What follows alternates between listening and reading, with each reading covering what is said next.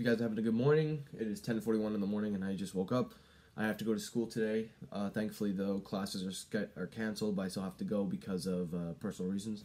But I'm here to do, as promised, as I always do at every Apple event, give my final thoughts and final breakdown of what I think of the event and if it's going to be any good. Well, I'm looking at the results and I'm looking at a lot of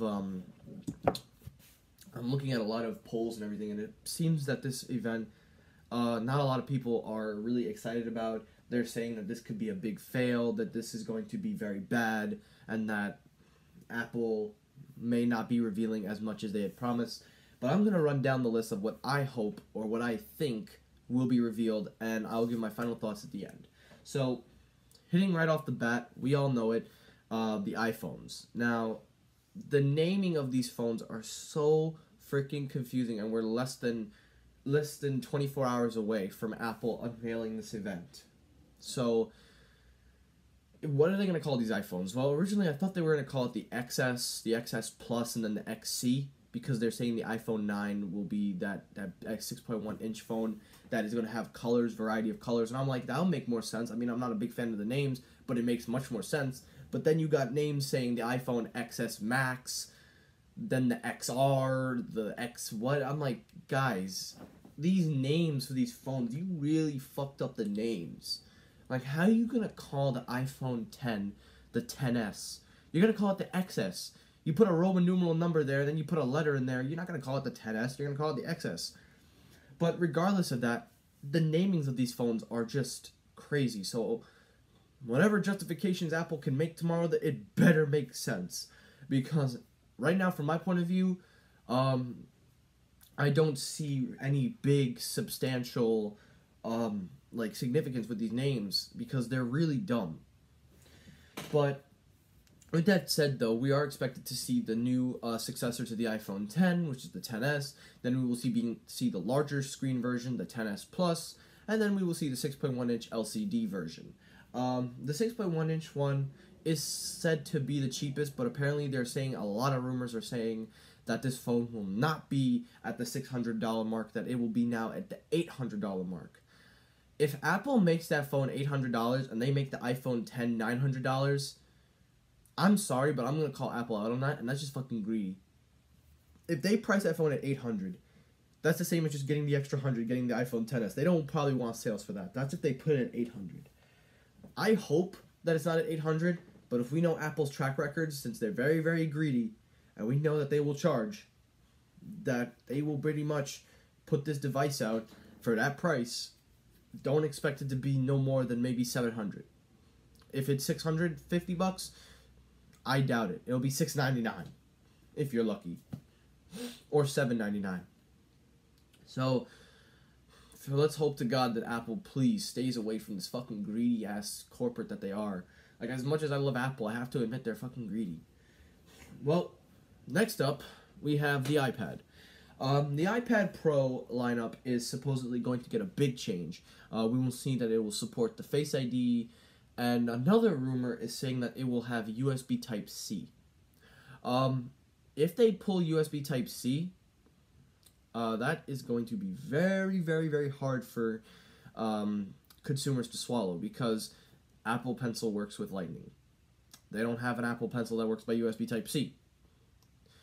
So, best bet, I don't know if that's going to happen right away. However, I do think that the iPad will ship with a fast charger. If that happens, that will be very good. There is a rumor saying that the iPhones will not have the fast charger in the box. I can't really comment on that because I don't know what Apple's intentions are with fast charging, but they have come out and said that they will be making a dedicated fast charger. Well, they haven't come out, but there have been a lot of rumors and leaks that have been pointing that Apple will be making a official out-of-the-box fast charger for either device.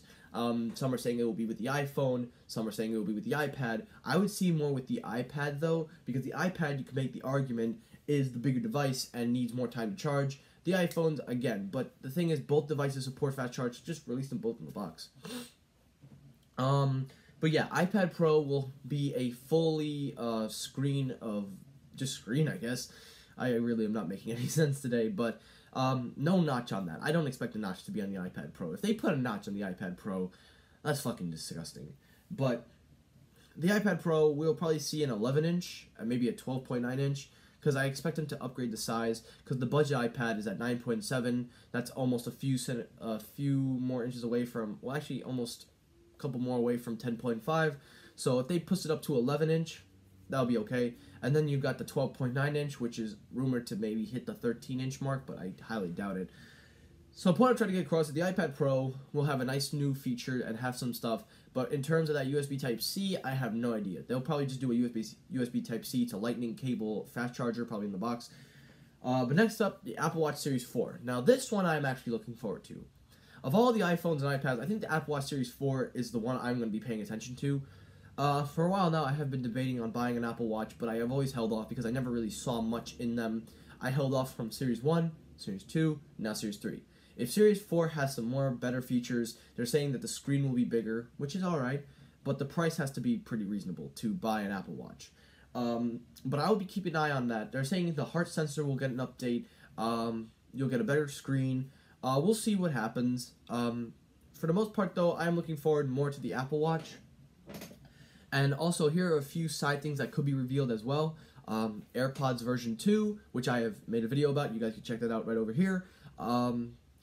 They're also talking about the AirPower, which Apple has yet to finally unveil. I really, really hope that Apple unveils it tomorrow, because if they don't release this AirPower Mat, then Samsung's going to beat them to the punch. Because Samsung pretty much released their own wireless charger that supports 2 devices. Apple's can support 2 as well, but the thing is it can support the Apple Watch and the AirPods, so it's like 3 devices in one. So Apple really, really, in my opinion, they really, really need to hit a big bang at this event. They need to get that AirPower Mat out as fast. And finally, they're saying a lower-end MacBook to replace the MacBook Air or the MacBook. It'll have a fingerprint scanner but no touch bar, and it will be a little more cheaper for people that need to afford a MacBook. So this could be very beneficial. But then there's another rumor that's saying that, right over here, saying that Apple may be having different events dedicated to these products, because there's so many out right now that they feel if they release everything into one event, it'll feel clustered. I can see that happening. Apple maybe separates the iPads like they did at WWDC. I could see that happening, but at the same time, I would rather them just get all their hardware out, because they didn't unveil anything at WWDC this year, so why we want to wait a little longer for that? So just release everything out now, but if they decide to hold back a few things, that's okay. But overall, what are my thoughts? Well, Apple has a lot of promises, and they haven't fulfilled too much on their promises. AirPower being in particular, the AirPods version 2 with the wireless charging case, and a couple of other things. The problem that I'm having with Apple right now is their pricing and naming for these products. If they're going to price these things at so much, they have to have some things to justify the price. The iPhone XS and the XS Plus, the Plus can only be justified for the screen. That's really about it. And the camera. And probably the quality of the screen. But beyond that, I don't see people making a big jump to the XS. Maybe the XS Plus. And see, I'm not calling it the XS Max. I'm used to the XS Plus. If they would just call it the XS Plus, that would make much more sense. So tomorrow's the event. Let's see what happens if Apple can come up with these names. The iPad Pro I really don't care much about, because I'm not too much into that field. The MacBook, though, I am definitely going to keep my eye on that, see if they do it. They have been rumoring that for a while now. The AirPods and the wireless charging case, and also the AirPower, definitely will be looking out on. I don't know if they'll unveil it. We don't know. And finally, we also have the Apple Watch, which I'll also be taking a look at. So I don't expect a lot of, I can expect a lot of people complaining about the price for this event, meaning like the prices that they set these devices for. So I can expect a lot of backlash on that. But overall, I am definitely excited to see what Apple brings out, especially with all these phones and stuff. I want to see how Apple does it, and I want to see what colors they bring out. Because if the 6.1-inch LCD phone is actually good, and it has the same stuff as the iPhone X, but in different colors, that would be very nice. So I'm looking forward to see what Apple does. But that's really it for the event. That's my final thoughts. I will update you guys. I'll give a breakdown of the event like I did before. But that's going to do it for this video. Thank you for watching. Like, comment, subscribe. Let me know, are you excited for the Apple event? Let me know what devices are you looking forward into particular. But that's about it. Thanks for watching, and peace. Tell me pretty lies, look me in the face, tell me that you love me.